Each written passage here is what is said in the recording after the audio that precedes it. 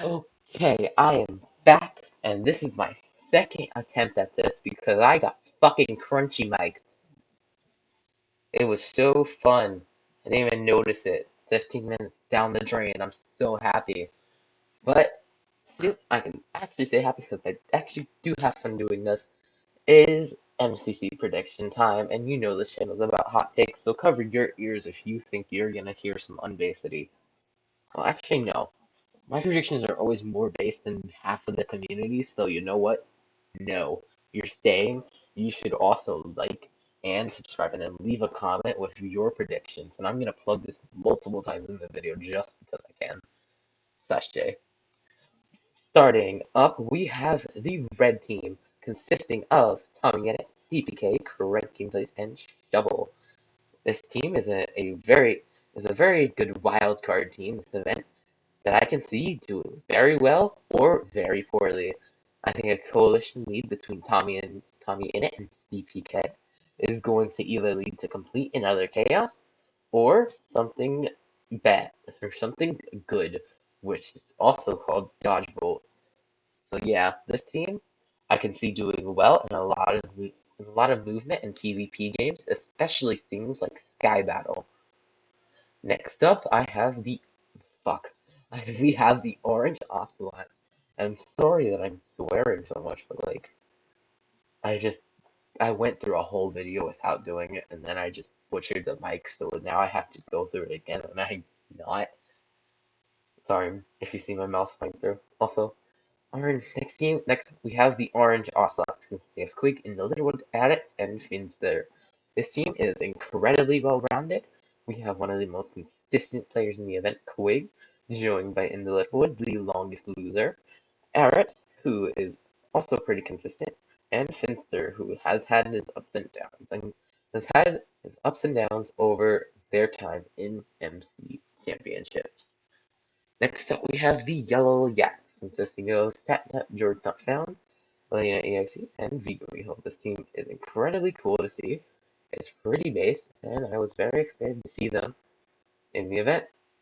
I think so far the team's Orange may be my favorite, but this team is also a contender for my view this time around.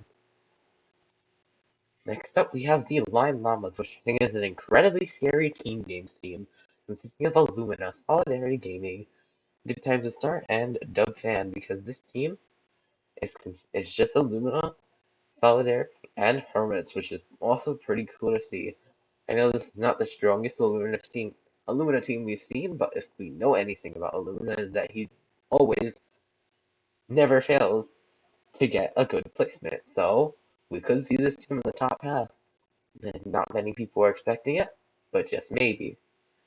Next up, we have the Green Geckos, which is Green Foolish Gamers, Tina Kitten, and Connor Eats Pants. And of course, this team is going to get hard carried by Connor Eats Pants to zeros overall, because this team is way too powerful. I mean, it's literally there's literally two S tiers right here.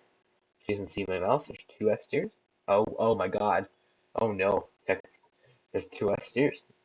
This guy and this guy. It's only about these. It's only about Tina and Connor.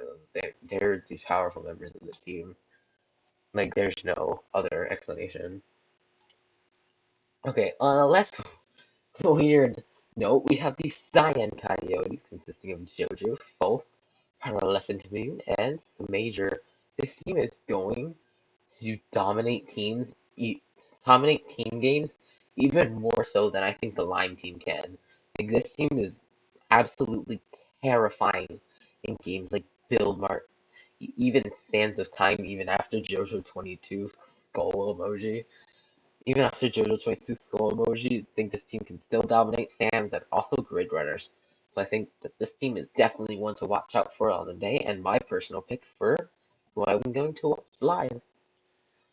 Next up, we have the dam-based Aqua Axolotls with puns led by Halo, Sylvie, and Sniffersh. This is the event where I think that Sylvie is going to become an A-tier player officially. And that's really all I can say about this team. This team is absolutely terrifying because I can literally see them getting first. I can also see them realistically getting last, which is kind of a theme with most teams in this event. but I think especially this team, which, yeah. Next up, we have the blue team. And the blue team consists of SB77, Sneak Snag, Captain Sparkles, and Kara Corvus. When I said any team can place from first to last this event, I meant second to last.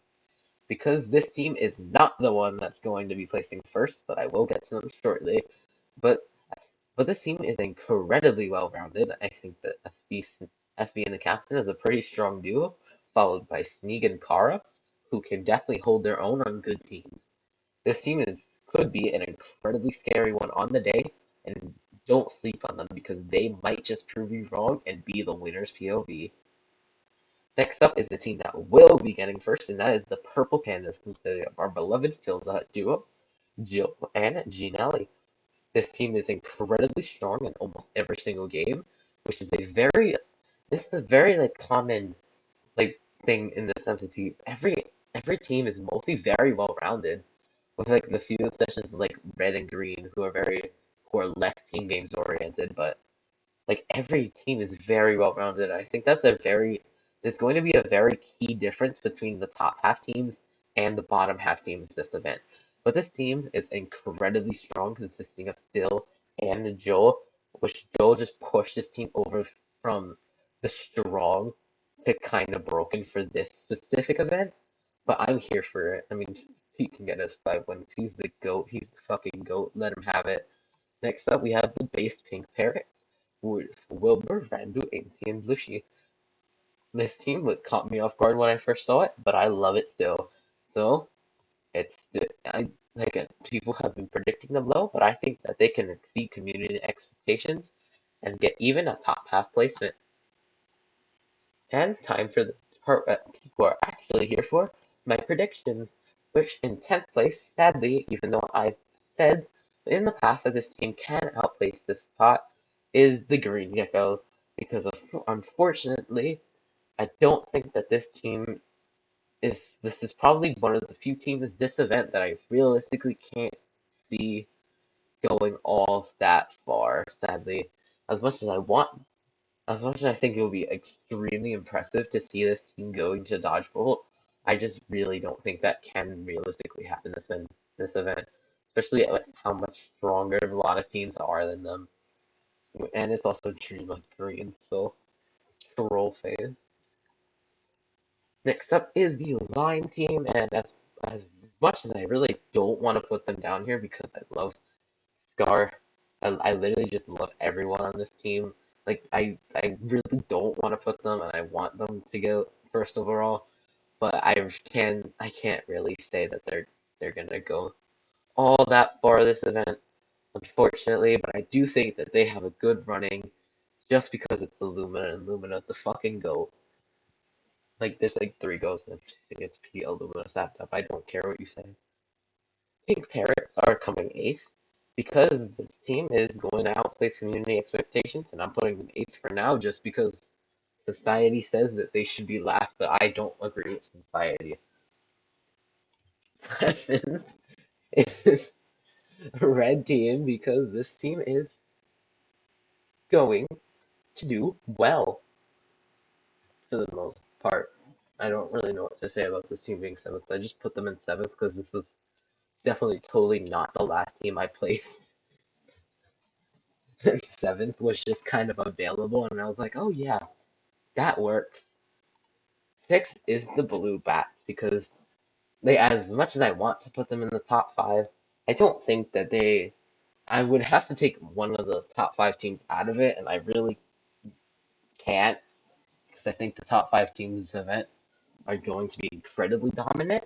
But I do think that this team has a running for dodgeball, and it has a pretty good like chance for dodgeball if you can if oh my god, where's English in my vocabulary right now? Okay. Yeah. So this team's coming sixth. And fifth, we got Yellow Yaks because I think this team I've seen people put them in second, I've seen them put them in third, I've seen this team put anywhere from second to fifth, but I think that some other teams this event are gonna pop off harder than them. I just think that this team is very strong, but I think that other teams are just gonna do better just due to, 'cause a lot of times I do my ratings based off of how much I think that a team has more pop-off potential than not, and I just think that this team is going to do solid, and a solid fifth is a pretty good placement in my book. And oh, wrong team, because fourth is the Aqua Axolotls, and I think that this team is on a similar level to Cerulean 19, which hence why I put them in the same placement as I did with that team, because I think this team is capable of getting in every single placement. As I said before, I can see them in second, I can see them in last, but I also think that this team's going to pop off a lot harder than people are expecting them to. I've seen a few people put them in third, but I put them in fourth just for the manifestation that if Purple underperforms, this team will be taking their spot in Dodgeball. Third place is the Orange Ocelots because this team is so well rounded that I don't think there's a single game that can literally stop them from getting third. And that is the reason. I just think that in any game order that this team is just going to be top half.